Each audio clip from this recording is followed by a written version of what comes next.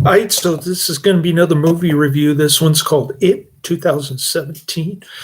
This is going to be another recommendation from my son when he was much younger, and he had this phobia of creepy clowns.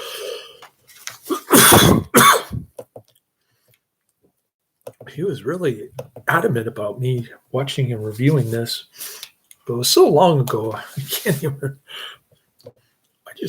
I think it was more than 3 years ago. This is going to be a ripoff on the Goonies. It's the it covers the first half of Stephen King's book.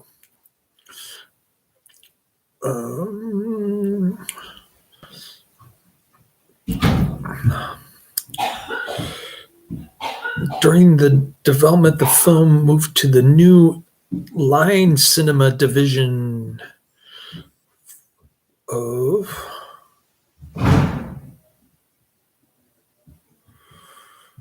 Warner Brothers,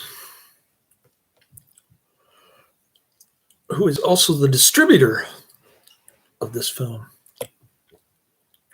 The producer and the producer is New Line Cinema division of Warner Brothers, and the distributor is Warner Brothers, if that makes sense. Anyways, it's a Canadian flick. It was shot in Toronto, and it was a critical and commercial success. The film set numerous box office records, and it grossed over $701 million worldwide, becoming the 5th highest grossing R-rated film of all time. Incredible. I'm giving it 5 out of 5 stars. I loved it. We're talking a budget of 35 to 40 million and a box office of 701.8 million. Do you think the producers, Warner Brothers, New Line Cinema, made a lot of money on this? They made a ton of dough. The sequel, It Chapter 2, was released on September 6, 2019, covering the remaining story from the book, or the second half, I guess. It is titled on screen as It Chapter 1. And the sequel is titled It Chapter 2. In October 1988, 12-year-old Bill Denbrough crafts a paper sailboat for Georgie, his 6-year-old brother. The kids in this look like they're prepubescent, or they're starting to lose they got the squeaky voice going. They're starting to lose their girly voice. Georgie sails the boat along the rainy streets of small town Derry, Maine, only to have it fall down a storm drain. Wait, I thought this was shot in Toronto. As he attempts to retrieve it, Georgie sees a clown in the drain who introduces himself as Pennywise the Dancing Clown. Pennywise entices Georgie to come closer, then he rips his arm off and he drags him into the sewer. That was great introduction there. By the way, I haven't seen the original 1990 It, which is Stephen King's. It's called Stephen King's It drama miniseries. 3 hours and 12 minutes. Wow. I don't know any of the actors in this movie, and I don't know any of the actors in the original. But I do have the It miniseries from 1990 on my Netflix queue on the bottom, since Adrian mentioned that it wasn't as good as this. I haven't seen it, so I can't really compare. All right. So the following summer in June 1989, Bill and his friends Richie Tozier, Eddie Kasprack and Stan Uris run afoul of older bullies Henry Bowers, Belch Huggins. Bowers has the mullet going. Patrick Hochstetter and Victor Chris. Bill, still haunted by Georgie's disappearance, calculates that his brother's body may have been washed up in a marshy wasteland called the Barrens. He recruits his friends to investigate, believing Georgie may still be alive. Ben Hascom, one of Bill's new classmates, learns that unexplained tragedies and child disappearances have plagued the town for centuries. Targeted by Bauer's gang, Ben flees into the Barrens and he meets Bill's group. Yeah, his stomach is all sliced up with an H for Henry Bowers. They find the sneaker of a missing girl named Betty Ripsom, while Patrick is killed by Pennywise while searching the sewers for Ben. Hey, that's my name, Ben. Beverly Marsh, a girl bullied over her rumored promiscuity, also joins the group. She liked to smoke joints, this Beverly. And she likes to hang out with boys, but she is not promiscuous. People just think that because she's a tomboy. She even chops up off her hair to make her look like a boy. I don't know why she did that.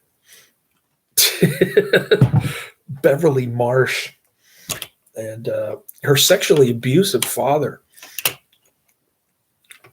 doesn't like it that she chopped off her hair to make herself look like a boy. Maybe she didn't want to get abused by her father. That's why she did that. Make her less attractive to her pervert father. Anyways, both Bill and Ben develop feelings for her. Yeah, there's a love triangle going on between Bill, Ben, and Beverly. They all have the same first initial. Later, the group befriends orphan Mike Hanlon after rescuing him from the Bowers. Mike is a homeschool kid, and he shoots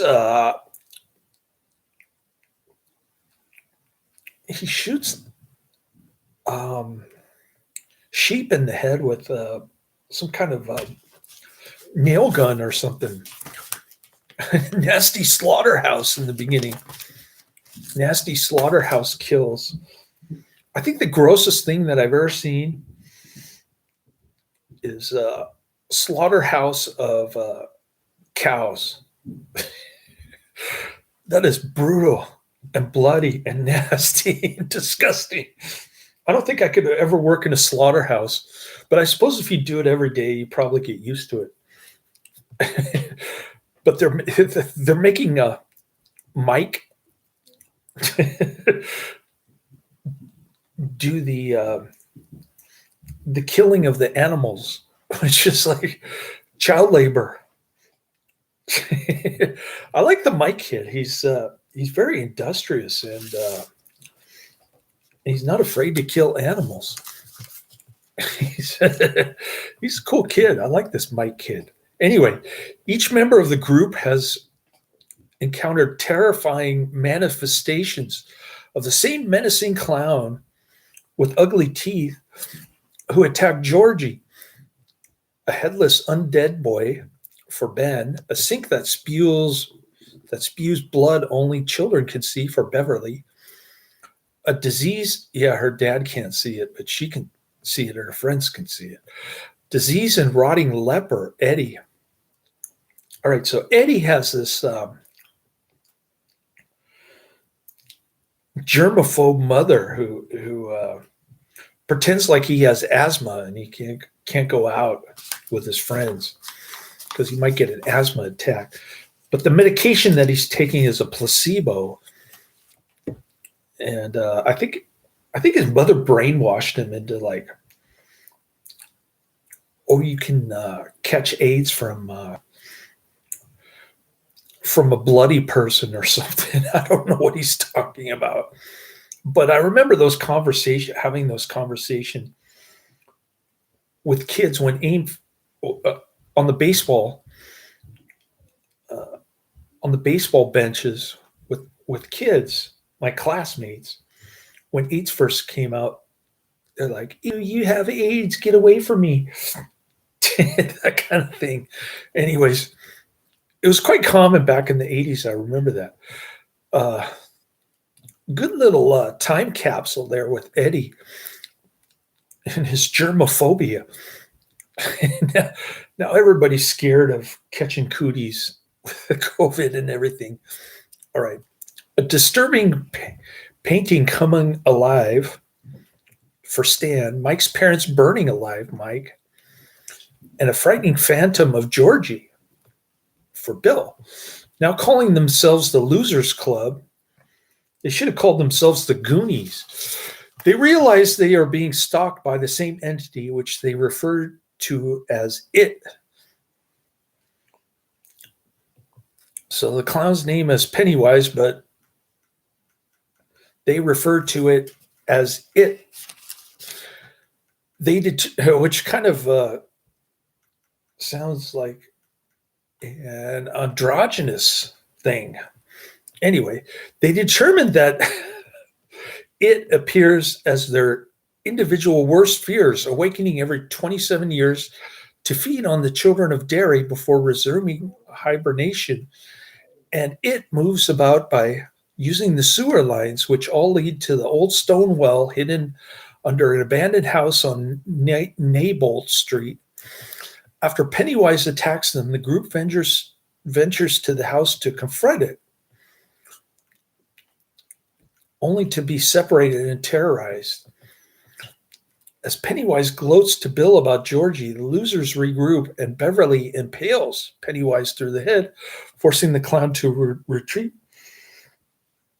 There's a lot of cool looking CGI in this, and I love the soundtrack. I put the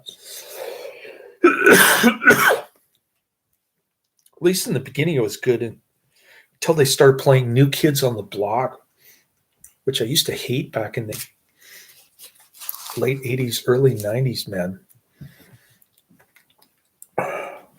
The group flees the house and begins to splinter, with only Bill and Beverly resolute in fighting it. Yeah, the other kids are too chicken, because Pennywise is no joke. Don't mess with Pennywise. Weeks later, after Beverly confronts and incapacitates her sexually abusive father, Pennywise abducts her. And even Pennywise turns into her abusive father and Georgie and all these other things. Okay. There's some Jewish kid who's afraid of a painting that comes to life. The painting later eats his head, but he's okay. He just has bandages on his head. The Losers Club reassembles, and it returns to the abandoned house to rescue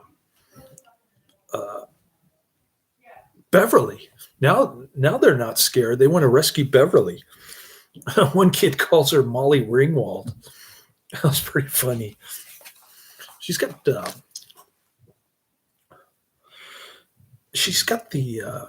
redhead going. She strips down to her undies in this one. Kind of strange. But all the kids in this one go swimming in their undies, including the boys. They were wearing their tighty whities. There's one fat kid. What's his name? Ben. The fat kid Ben.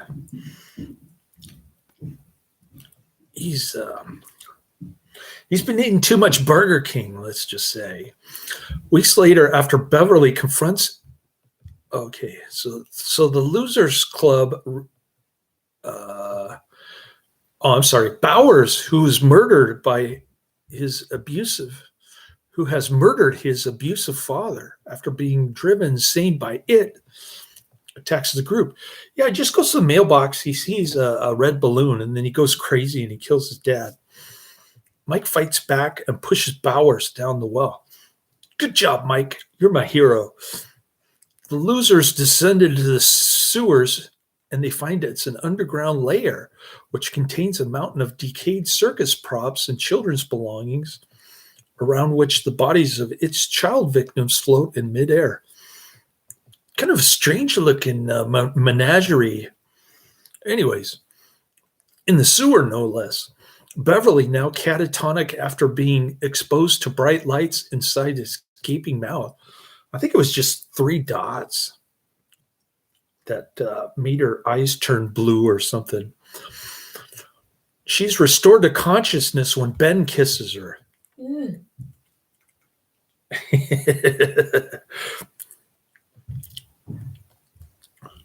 That would be like my son kissing a girl.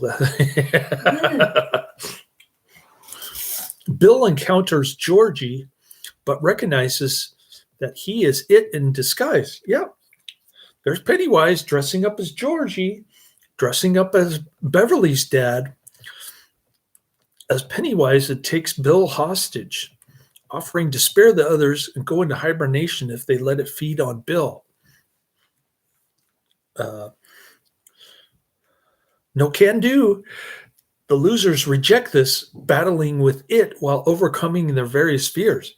See, it can't survive it if the children aren't afraid of it. That's why Beverly was allowed to live. It is eventually defeated, and it retreats deeper in the sewers, with Bill declaring that it will starve during its hibernation. I guess we'll find that out in the sequel. After finding the remnants of Georgie's raincoat, Bill finally comes to terms with his brother's death and his friends comforting him. Well, that scene didn't take very long. But I'm glad Wikipedia gathered all that information. Hey, where's Karate Man? Where's HD XYZ?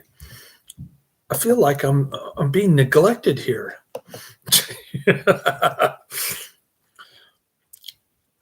As summer ends, Beverly informs the group of a vision she had while catatonic in a coma thanks to Pennywise, where she saw them fighting it again as adults. Well, maybe that's the sequel.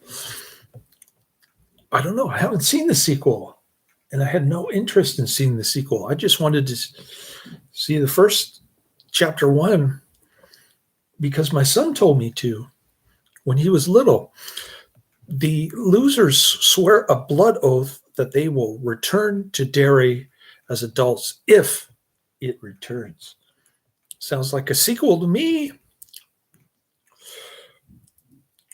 After the others make their goodbyes and disperse, Beverly and Bill discuss her leaving the next day to live with her aunt in Portland. Okay. So that's the plot. Great flick. I forgot to put the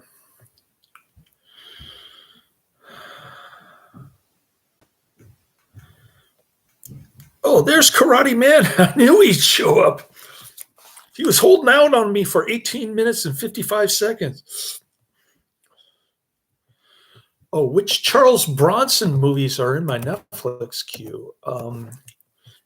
Good question. And good timing. I just finished my It summary. There wasn't really a plot or an ending to this. Like I said, it was chapter 1.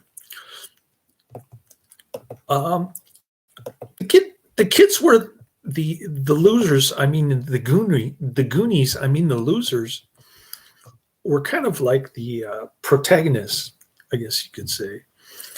So I guess there was a plot, but let me pull up my queue. The CGI in this and the soundtrack were pretty decent. Lots of clown stuff, nightmare stuff, cool looking, creepy clown teeth and stuff. Highly entertaining. All right.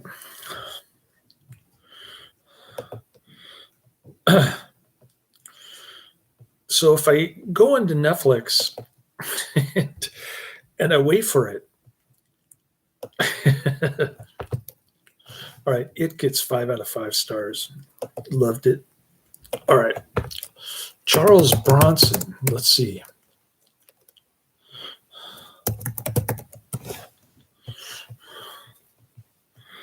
Let's see what we got on my Netflix queue.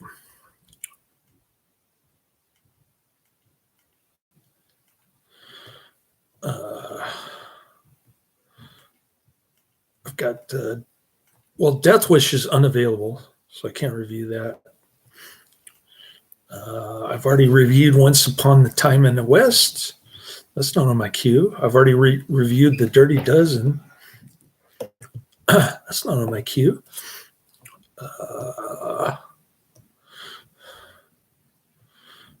House of Wax, I've already seen. I'm not going to watch it again. House of Wax has a very young Charles Bronson. Death Wish 2, I've already reviewed 4 out of 5 stars. The Evil That Men Do is in my queue, 1984. Death Wish 3 is my favorite, 5 out of 5 stars. I've already reviewed that. 10 to Midnight is in my saved queue, unavailable. Can't review it. So the only one in my queue, so to speak, of 500 movies that are supposed to ship sooner rather than later is The Evil That Men Do, 1984, rated R. Murphy's Law?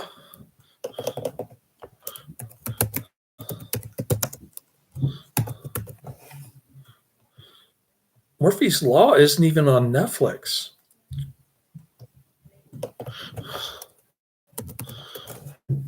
And I don't think it's on YouTube either. You keep asking me about Murphy's Law. I did review Assassination, though. I found it on YouTube finally. Finally got uploaded, the free version. It's probably not there anymore.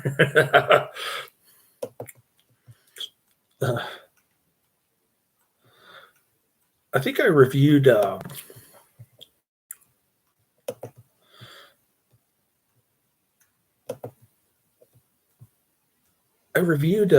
movie, an Abel Ferrara movie,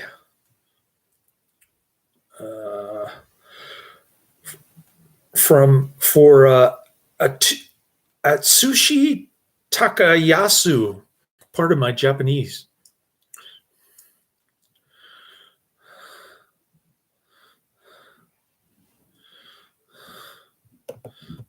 Anyways, Kinjite. I don't think any of those are on. You keep asking me about those, but they're not on Netflix and they're not on YouTube. So what am I supposed to do? Yes. Hi, you have a few minutes? I'm in the middle of something. Can I get back to you in about 5 minutes? Call me later on, okay? 5 minutes? 5 minutes? Okay. Okay.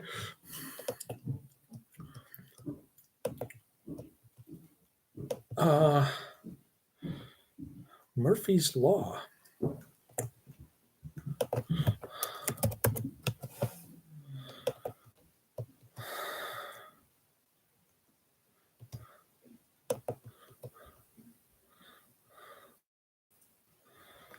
I wish they had more stuff on Netflix for Charles Bronson, but I don't know.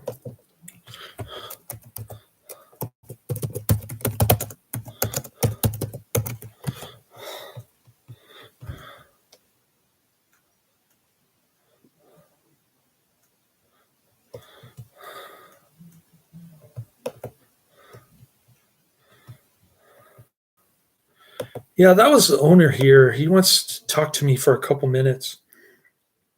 I don't know what he wants, but I think I have to move it in a couple months.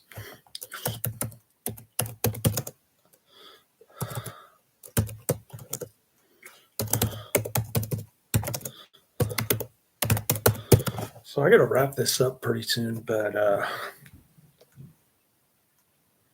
Kinjite Forbidden Subjects. Yep. None of these are on Netflix. And probably not on YouTube. Again, though. I could be in for a surprise because I found Assassination. After he kept mentioning it over and over again, it was like $15 to rent on YouTube. So forget that. Just wait for the free version.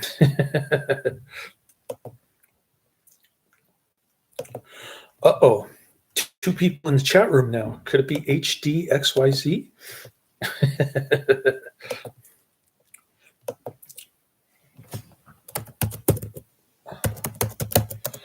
Oh, Untamed Women.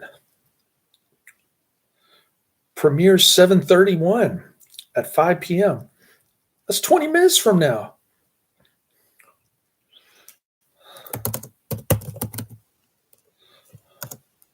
Messenger of Death, Charles Bronson.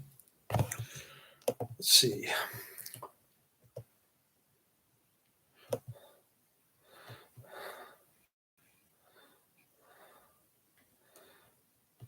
I see trailers and stuff, but I don't see the full movie.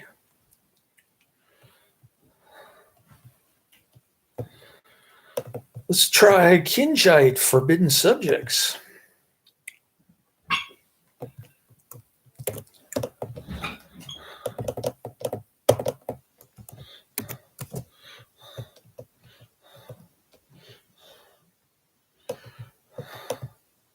See trailer. The trailer. Nothing on YouTube, man.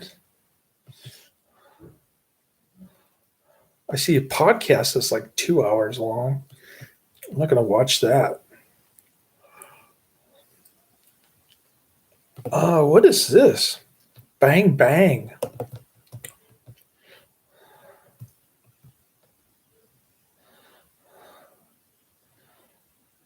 Complete film.